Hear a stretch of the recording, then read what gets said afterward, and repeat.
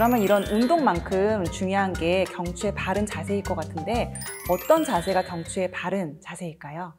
네, 일단은 목에 부담을 주는 자세를 피하는 게 우선일 것 같아요. 대표적으로는 운전하는 습관입니다.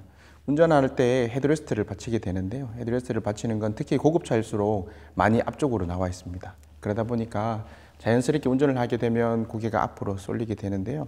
저는 추천드리고 싶은 것이 경추 베개를 통해서 아까 설명드렸던 그 하부 경추 그리고 상부 흉추 사이에 받쳐서 충분히 고개가 뒤로 젖혀질 수 있는 자세를 만들어주는 게 필요할 것 같고요.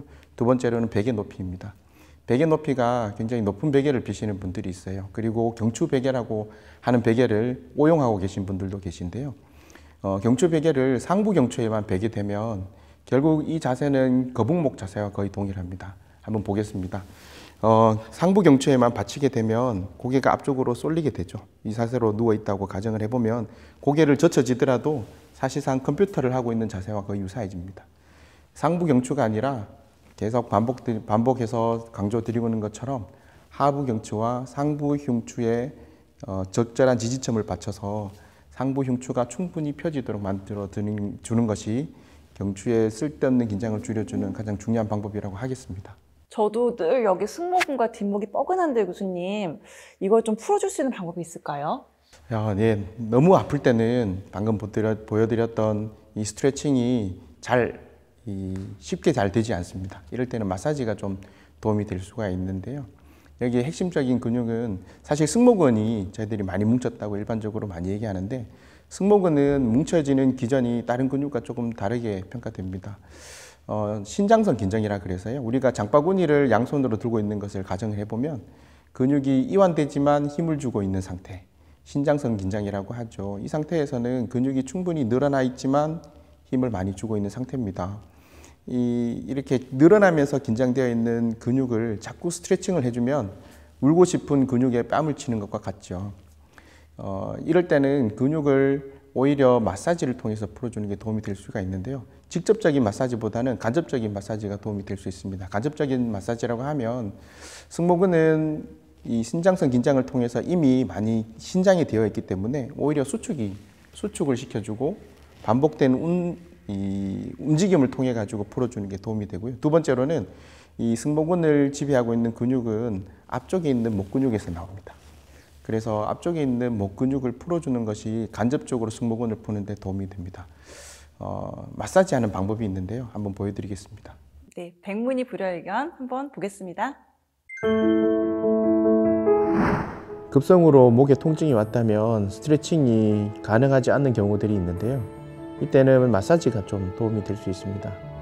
승모근이라든가 목에 있는 근육들을 긴장시키는 신경이 흉쇄유돌근 그리고 사각근 사이를 지나가기 때문에 이 근육을 마사지로 좀 풀어주는 겁니다. 마사지로 푸는 방법은 태아 자세를 좀 취해줍니다. 최대한 편한 자세, 근육의 이완이 충분히 되어 있고 긴장된 곳이 없는 충분히 이완된 자세를 취해주고요. 이 상태에서 고개를 살짝 들면 긴장되는 근육, 이 근육을 잡습니다. 그리고 고개를 다시 내려놓고요. 이 상태에서 반대쪽 손으로 근육을 충분히 마사지 해줍니다. 근육, 그 옆에 있는 근육, 사각근도 마사지 같이 해줍니다. 눌러주기도 하고요.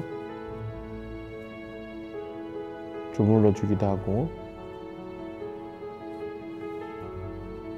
잠들기 전에 해주면 가장 좋겠죠. 잠들기 전에. 특히 두개골 밑에 있는 흉쇄유돌근이 만나는 지점, 여기를 꼼꼼하게 좀 풀어줍니다.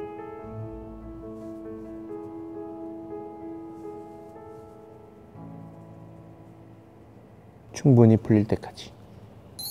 마사지 잘 받습니다, 교수님.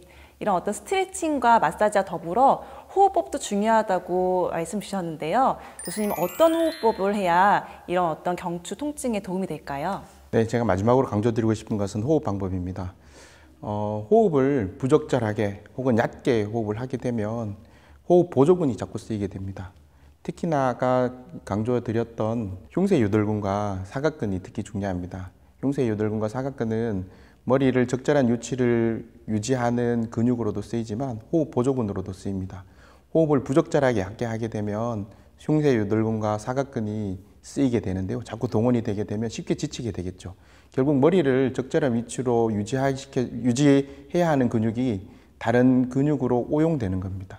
그러다 보면 머리를 적절한 위치로 유지하기가 어렵게 되겠죠. 그래서 호흡을 깊게 그리고 편하게 유지하는 것이 목의 통증을 줄이는데 굉장히 중요한 요소가 될 겁니다.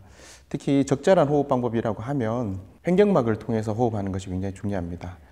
횡격막을 원래 호흡을 위해서 만들어진 근육인 횡격막을 이용해서 충분히 숨을 쉬어주게 되면 호흡 보조근들이 불필요하게 동원되지 않고 이 근육들이 원래 목적인 머리 위치를 적절하게 유지할 수 있도록 쓰이기 때문에 호흡을 적절하게 유지하는 게 목 통증을 예방하는 데 중요한 요소가 될 것 같습니다.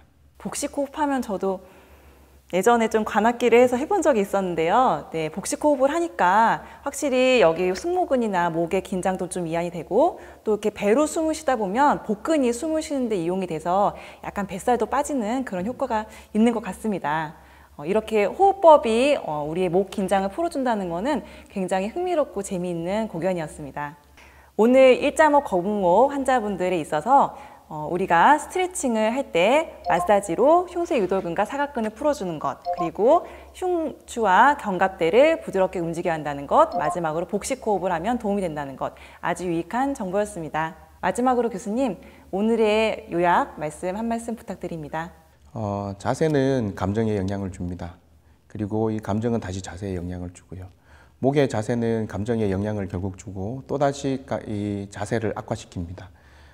그래서 목에 적절한 스트레스를 줄여주는 것이 건강한 습관을 가지게 되는 가장 기본적인 방법이 아닌가 싶습니다.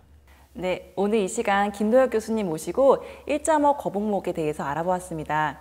스마트폰이 유용화되면서 우리 일상 현대인들에게 뗄래야 뗄 수 없는 질환이 된 경추통, 이 경추통을 잘 극복해 보는 것이 오늘의 숙제겠습니다.